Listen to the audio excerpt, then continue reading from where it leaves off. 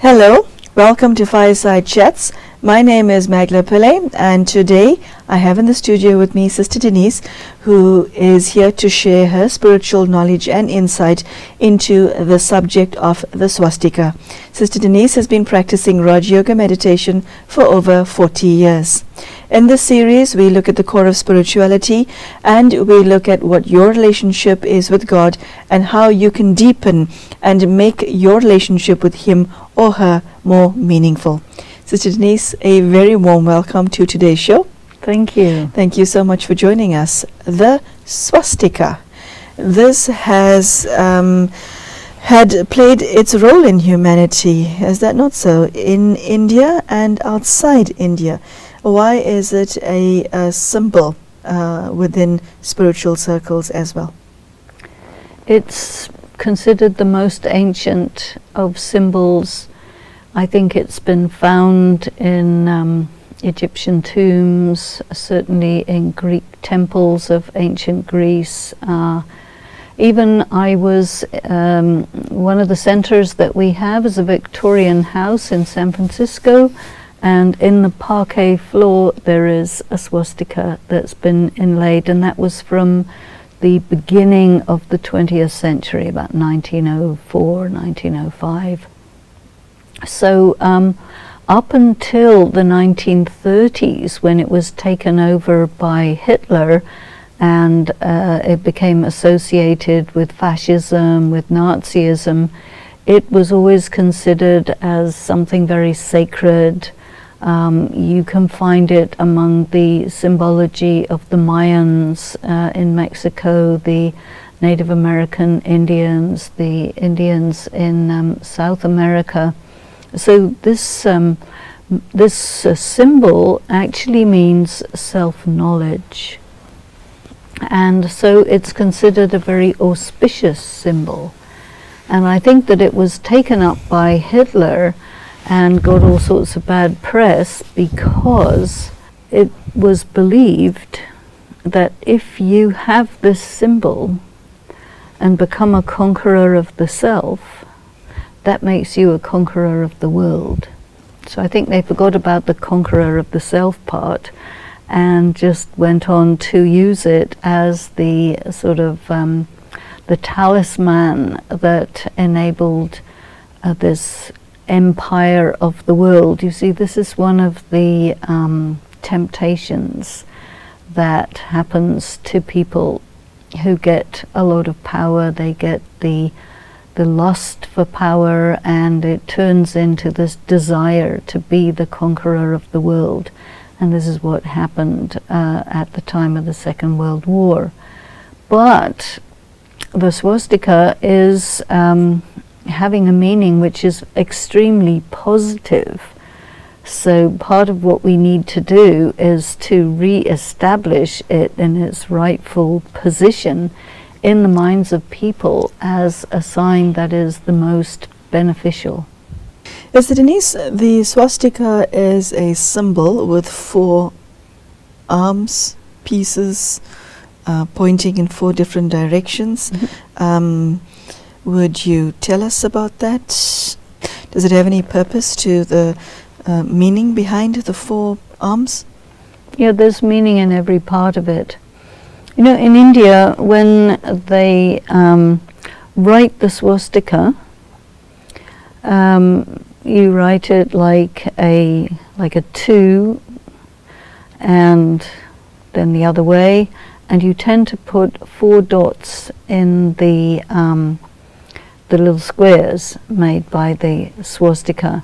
It creates 4 quadrants, doesn't it? 4 quadrants, 4 equal quadrants. Okay. And in a way, it's really like the sign of the cross. You know, the Christian cross is also 4 quadrants, and you know, you have a little bit longer vertical one and a shorter cross bar, but it originated actually, I think, in the swastika and was used in Christianity because of its incredible implication and meaning of self-knowledge. You know, and there's this sentence, know thyself, and the other one, you know, to thine own self be true. So there's very much part of Western philosophy that you must try and strive to understand yourself.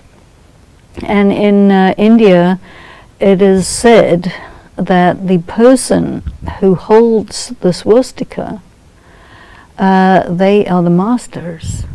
You will see the symbol of the swastika on the right hand index finger of the divinity called Vishnu, and you see how the swastika is spinning on the index finger. So the index finger is the symbol of the intellect, and when the index finger is pointing upwards, it's pointing towards God.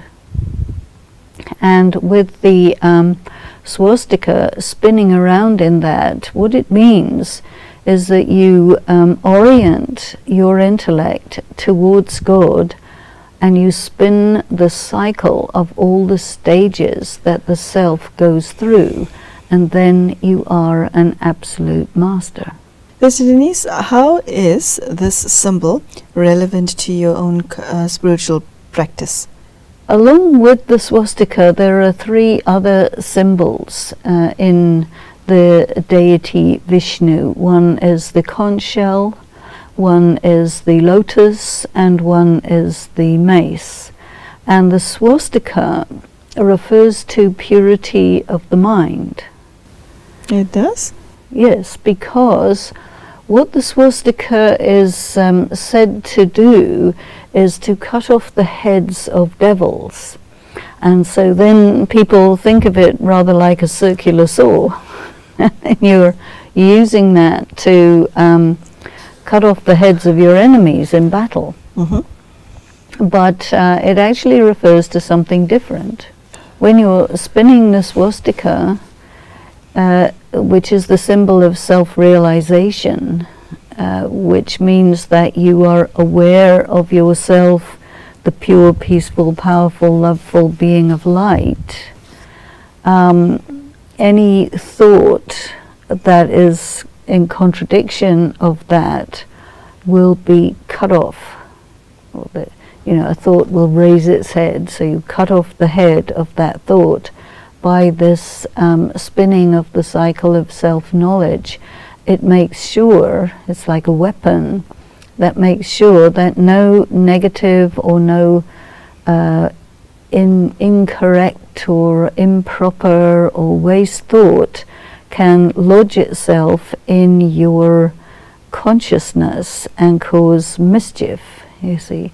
So the spinning of the swastika ensures that your mind always remains absolutely pure. And when you have a pure mind, then you can invoke God to be with you in your mind. That sounds very beautiful. Sister Denise, on a very practical note, I like to see things from this way up, okay? You're going about your life, and you decided that you want to embrace spirituality because, having listened to all the beautiful things you say, somebody is deeply inspired. Now you go throughout your life on any given day, and you're dealing with things like your obligations, like your responsibilities, the things you've got to do, the checklist that we all tick off on a daily basis, whether you're a housewife or a CFO. Then you use this knowledge of the swastika how? In that context, because how do you marry what you just said, the effort that you just described, with a practical lifestyle? Because the swastika is not an it that you keep in the crevices of the intellect, in the nice bookshelf in the intellect. It's something that you use. It's an active part of your meditation. So join those 2 dots for me. Well, the swastika is what you use in your mind. Okay. Now, when you're coming into action, instead of using the swastika, you will use the lotus. Okay, which we will discuss on another show. Yeah. Okay. But in between, just to say that the lotus refers to purity of action. The conch refers to purity of speech. And then the mace refers to the power, basically, to say no.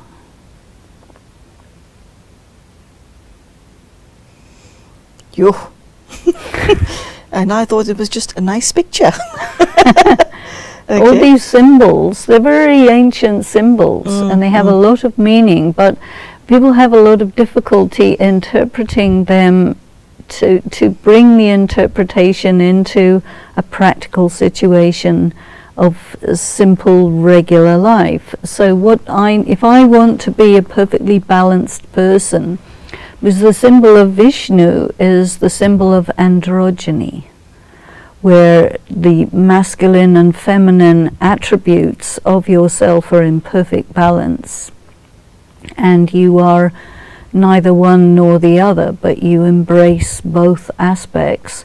And the symbol of Vishnu is highly decorated, and all these decorations, these jewels, these clothings, this crown, is all to do with virtues.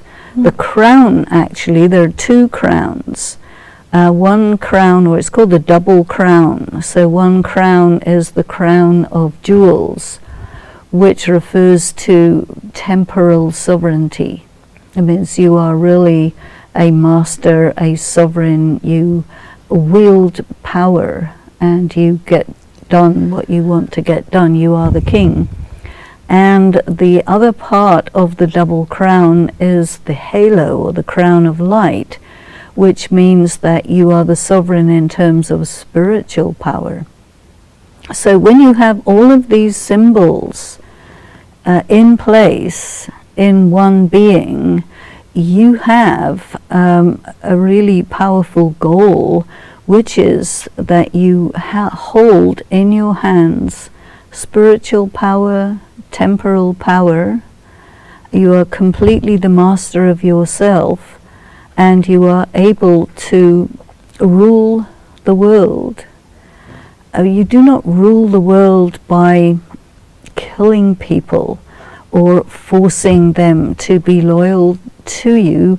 You rule the world because you have such mastery over yourself and the hearts of everyone else that you become that one that sort of ensures perfect and enduring harmony. And this is why it's the symbol of sustenance. Okay. Listen, Denise, you know, in this material and physical world, people who have power or who attempt to exert power over others, there's the use of physical force and physical violence. Now, what you are saying is something totally different. How is it that such a subtle force, that's subtle, invisible, intangible, can actually cause one enough power to, as you say, rule the world? And which world are you referring to? It's the power of purity, it's the power of beauty, it's the power of love, it's the power of you. You know, the thing with the symbol of Vishnu, which is where you find the swastika, is Vishnu controls the five-headed snake. And so sometimes you see the picture of Vishnu with all of his symbols lying on a bed of snakes, and the five-headed cobra comes up over his head and becomes a canopy. So what that means is that the person has control over that which is evil. And if you can have absolute mastery of yourself, absolute mastery of the force of evil, and you've neutralized it, then you have become almost like God. But you are a human being. And of course you can't maintain that forever. You will use that and it will gradually decrease. But there is a point in time where you can hold together all of it and it can last for quite some time before it begins to lose its integrity. So Denise, the analogies that you're using, the symbols that you're using, the name of the deity that you just mentioned, all fall squarely under Hinduism.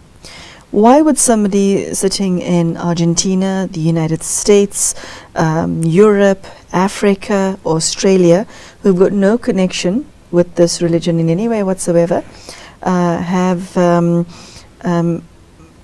why would they resonate with what you just said? Because this comes from a different culture. Why is what you said universal rather than applicable only to something in the East? I think the usefulness of it is that it lies at the base of all of the religions that emerged subsequently, and it is the roots, you see, so that if you want to go deep to the origins of culture, which a lot of people do, until recently, and people said, okay, well, it all starts in Egypt. But then people found, no, it actually starts in India.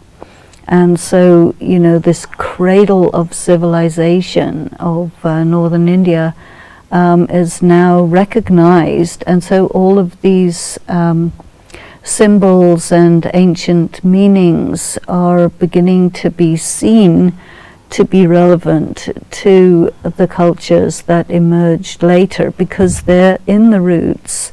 So people who are interested, they will say, yeah, this resonates with me, this has some meaning, you know, like, for example, the swastika and the Christian cross, the star, all of these things, they all kind of go back to this this originating, in a way, lost mysteries of India, because, you know, the modern day Hinduism has these things but doesn't necessarily know them at this depth, you know.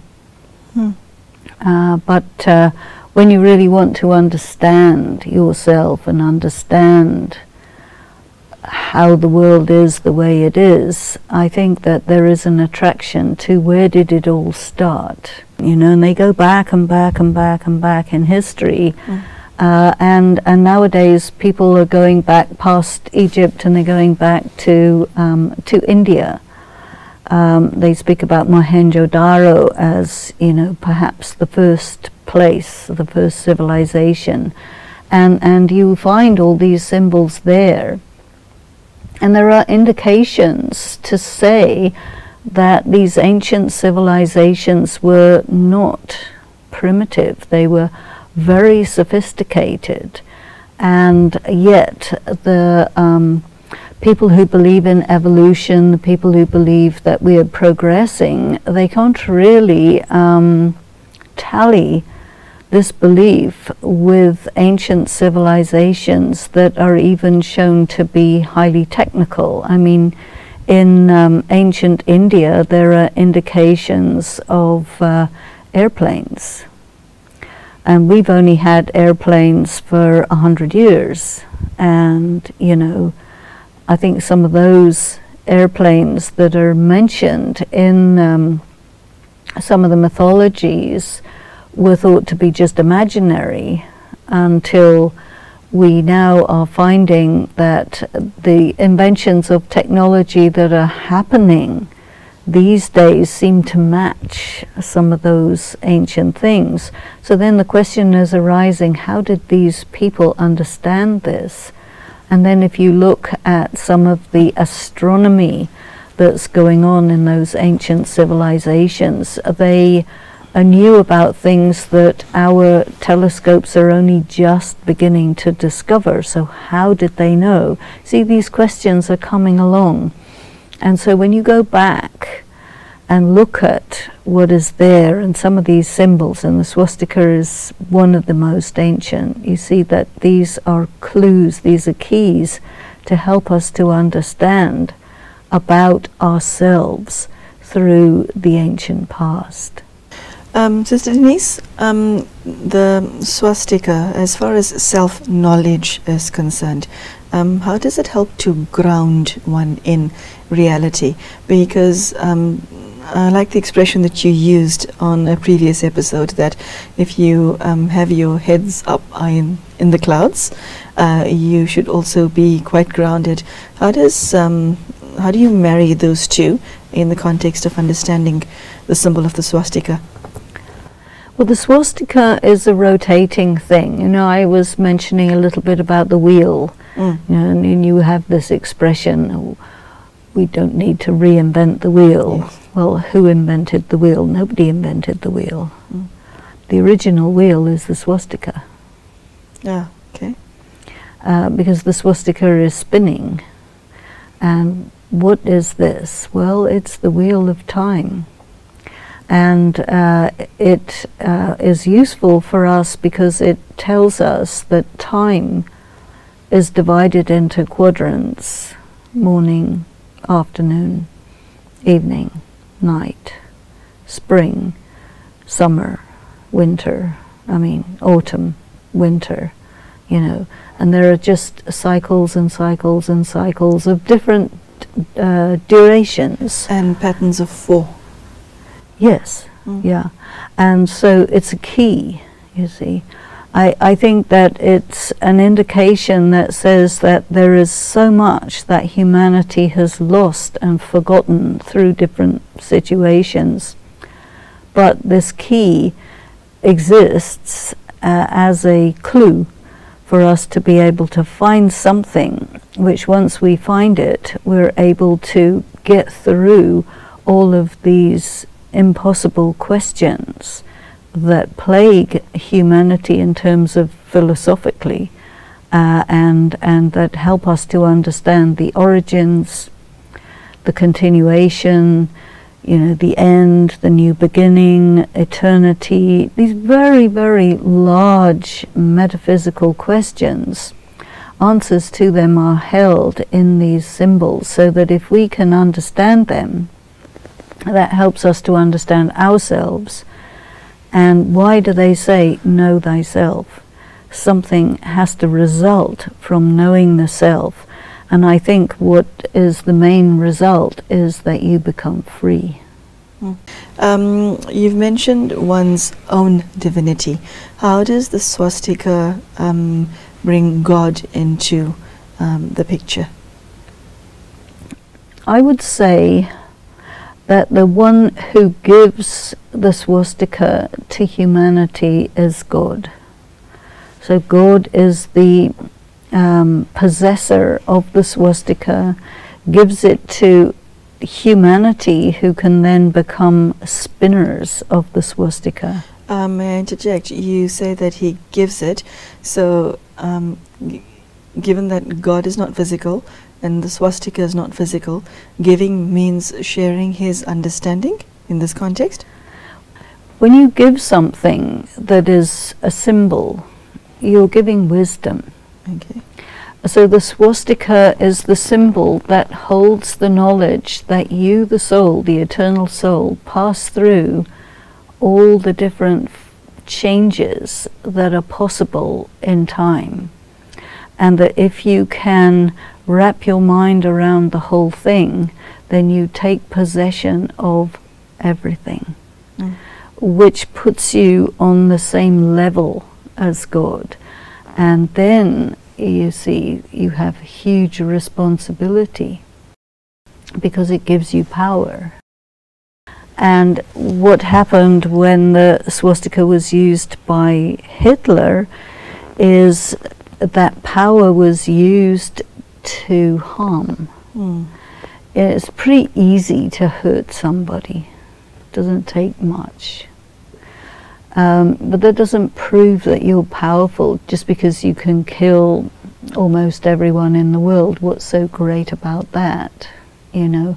But if you have the power to cause everyone's life to be sustained in a harmonious way for a long period of time, then you enjoy the happiness and the like gratitude and love, so that the relationship between the rulers, the people, the land, the farmers, all the different people in the society, everything in perfect harmony and perfect flow, and you have that power to keep it going. That is held in the secret of the swastika, the secret to enable life on earth to be happy for a long, long period of time. That's special. Yes, it is. On that holy note, we will have to say goodbye to you right now. Thank you so much. I think you've shared a deep sense of insight into symbols that have existed for ages within Eastern philosophy, but is understood by very few. So thank you for that. There you go. If the swastika is something that you've never heard of, I think Sister Denise will have shown you a picture of this during the course of this episode. So try and see whether you are able to use the understanding of the swastika in your own life, and try and see as to whether you can take your own spiritual progress further as a result. And I think what sits with me the deepest is that the swastika is a gift from God to his children to conquer the darkness within. I think that stays with me very deeply. So thank you for joining us today, and goodbye.